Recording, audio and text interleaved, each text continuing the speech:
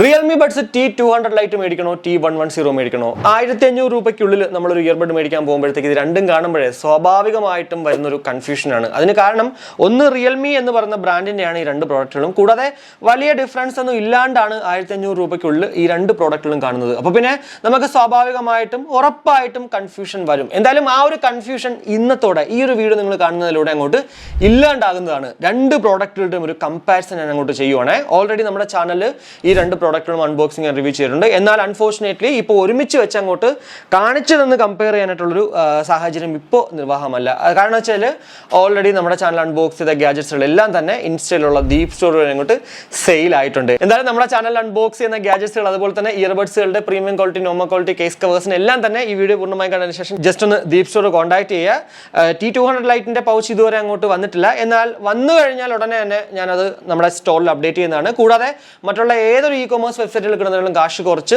Premium quality case cover അവിടെ നിന്ന് മേടിക്കാനും സാധിക്കുന്നതാണ്. അപ്പോൾ ഏതായാലും നമുക്ക് വീഡിയോയിലേക്ക് കിടക്കാം. അപ്പോൾ ബേസിക് ആയിട്ട് നോക്കുകയാണെങ്കിൽ ബ്ലാക്ക്, പർപ്പിൾ, വൈറ്റ് എന്നിങ്ങനെ 3 കളേഴ്സിലാണ് T200 ലൈറ്റ് കിട്ടുന്നതെങ്കിൽ ബ്ലാക്ക്, ബ്ലൂ, ഗ്രീൻ, വൈറ്റ് എന്നിങ്ങനെ 4 കളേഴ്സിൽ നമുക്ക് T110 ലഭ്യമാകുന്നു. ഇതിനകത്ത് ഗ്രീൻ കളർ നിങ്ങൾക്ക് വേണമെങ്കിൽ ഉറപ്പായിട്ടും നമ്മുടെ T110ലേക്ക് പോകുക. അതർവൈസ് ഉറപ്പായിട്ടും T200 ലൈറ്റ് നല്ലൊരു ഓപ്ഷനാണ്. ഈ കളറിന്റെ കാര്യത്തിലാണ് ഞാൻ പറയുന്നത്.